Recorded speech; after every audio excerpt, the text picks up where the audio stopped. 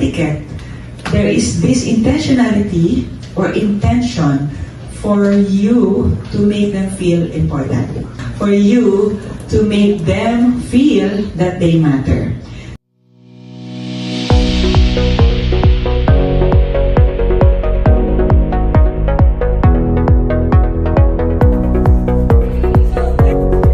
Welcoming the radiant and empowering Miss Tony Miranda. You will never know that etiquette is effective until you try it. So, how do you want to be remembered here in FWD? Feel good first with who you are, and then afterwards, plan out how you want to be remembered, or what is your purpose. And those powerful pillars will naturally make you decide to show up looking good. Remember, your worth is not dependent on the 7 P's. Your worth is not changing. Your worth is only defined by the one who created you. Executive presence and etiquette, it's never about performance. It's about signaling that you are prepared. You have the power to prepare for your future success, and you have the power to attract who you are.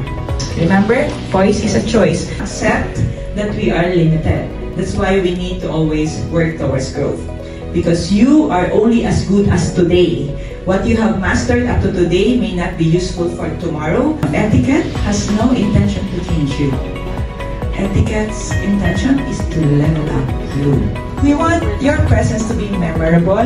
Remember, power is not in the knowledge, but real power is into action. Because the wisdom only comes or happens after the action. So it's never about how you are treated.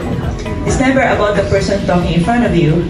It's about who you are. Kaya mo maging respectful even if they're not.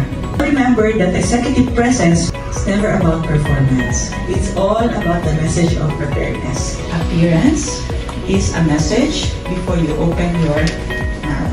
Every time you see other people, you inspire them to have confidence towards you. My biggest takeaway with this is social etiquette is really about aligning how you think. It's really about mind setting. Especially when dressing up. Sometimes kasi, di ba, when we buy clothes, parang, uy, ang ganda niyan. Pero ngayon, parang it's deeper na. Na parang I wanted to buy that because it's a signal of confidence, respect, and preparedness. The ability to carry yourself well, not to draw attention to you, but to make sure that the person that you're talking to would feel important. Which I think the impact that I would like to leave na I talk to you not because I would get something from you, but I'm here to add value to you. I love them all. The smile, the handshake, the eye contact, also the energy and the posture.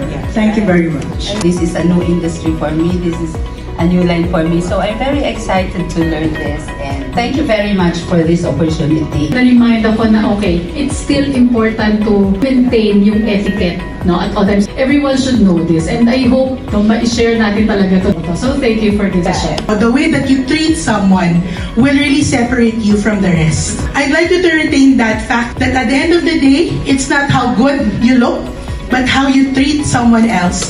At the end of the day, it's about how you made that other person feel,